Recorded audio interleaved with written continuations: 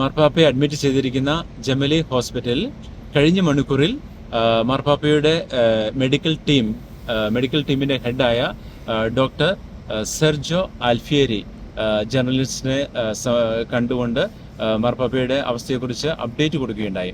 അത് പറഞ്ഞതനുസരിച്ച് ഡോക്ടർമാർ ഇങ്ങനെയാണ് പറഞ്ഞത്: ഇന്ന് മാർപ്പാപ്പ കുറച്ച് ക്ഷീണിതനായിരുന്നുവെങ്കിലും സ്വയമേധ ഭക്ഷണം കഴിക്കുകയും ചാപ്പലിൽ പോയി പ്രാർത്ഥിക്കുകയും ചെയ്തു എന്ന് അവർ പറഞ്ഞു. അതുപോലെ തന്നെ മാർപ്പാപ്പ സ്വയമേധ ശ്വാസം വിടുന്നുണ്ടെങ്കിലും ചിലപ്പോൾ ബ്രീത്തിങ് ഡിഫിക്കൽറ്റി ഉള്ള സമയത്ത് ഓക്സിജന് വേണ്ടി നാസൽ എക്യുപ്മെന്റ് ഇടയ്ക്ക് ഉപയോഗിക്കാറുണ്ടെന്നും അവർ പറഞ്ഞു. അതുപോലെ തന്നെ മാർപ്പാപ്പയുടെ അവസ്ഥ ഗുരുതരമാണോ എന്ന് ചോദിച്ചപ്പോൾ അവർ പറഞ്ഞത് മാർപ്പാപ്പയുടെ ആരോഗ്യസ്ഥിതി ഗുരുനിലയിലല്ല ഈ നിമിഷം എന്നാണ്. അതുപോലെ തന്നെ ഇനി മാർപ്പാപ്പയുടെ ജീവൻ തന്നെ അപകടത്തിലാണോ എന്ന് അവർ ചോദിച്ചപ്പോൾ ഡോക്ടർമാർ പറയുകയുണ്ടായി, അതിനെക്കുറിച്ച് പൂർണ്ണമായിട്ടും പറയാനായിട്ട് സാധിച്ചിട്ടില്ല. കാരണം ബൈലാറ്ററൽ ന്യൂമോണിയ ബാധിച്ചിരിക്കുന്ന മാർപ്പാപ്പയുടെ ഇൻഫെക്ഷൻ്റെ സ്ഥിതി ഇനി ഒത്തിരിയും കൂടെ ഇമ്പ്രൂവ് ആകാനുണ്ട് എന്നാണ് അവർ പറയുന്നത്. കാരണം കോർട്ടിസോൺ പോലുള്ള മരുന്ന് ഉപയോഗിക്കുമ്പോഴും മറ്റ് കോംപ്ലിക്കേഷൻസ് ഒക്കെ വരുവാനായിട്ട് സാധ്യതയുണ്ടെന്നും അവർ ചൂണ്ടിക്കാണിക്കുകയുണ്ടായി.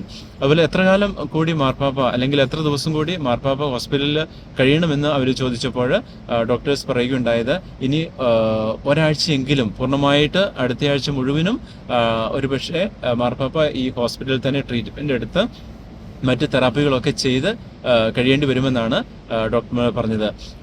ബൈലാറ്ററൽ ന്യൂമോണിയയുടെ ഇൻഫെക്ഷൻ ഉള്ള മാർപ്പാപ്പയെ സംബന്ധിച്ചിടത്തോളം ആ വൈറസുകളും മറ്റ് ജേംസൊക്കെ ബ്ലഡിൽ കലരുകയാണെങ്കിൽ ഒരുപക്ഷെ അത് സിപ്സിസിലേക്ക് എത്തിച്ചേർന്നേക്കാം. അതൊരുപക്ഷെ വളരെ ഗുരുതരമായ ഒരു അവസ്ഥയായിരിക്കുമെന്ന് ഡോക്ടേഴ്സ് നിഗമനം എത്തുകയുണ്ടായി, ഡോക്ടേഴ്സ് പറയുകയുണ്ടായി. അതുകൊണ്ട് മാർപ്പാപ്പയുടെ ആരോഗ്യസ്ഥിതിക്ക് വേണ്ടി നമുക്ക് ശക്തമായിട്ട് തന്നെ തുടർന്നും പ്രാർത്ഥിക്കാം. മാർപ്പാപ്പ പറയുകയുണ്ടായി, അതായത് തൻ്റെ രോഗത്തിൻ്റെ സത്യാവസ്ഥയെക്കുറിച്ച് എല്ലാവരോടും പറയണമെന്നും പ്രാർത്ഥന യാചിക്കണമെന്നും മാർപ്പാപ്പ പറയുകയുമുണ്ടായി. മാർപ്പാപ്പയ്ക്ക് വേണ്ടി നമുക്ക് ആത്മാർത്ഥമായിട്ട് തുടർന്നും പ്രാർത്ഥിക്കാം. നമ്മുടെ പ്രാർത്ഥനകൾ തുടർന്നും മാർപ്പാപ്പയ്ക്കായിട്ട് ഉയർത്താം. ജമലി ഹോസ്പിറ്റലിൽ നിന്ന് ഗുഡ് ന്യൂസ് ചാനലിന് വേണ്ടി ഫാദർ ജോജി പോൾ.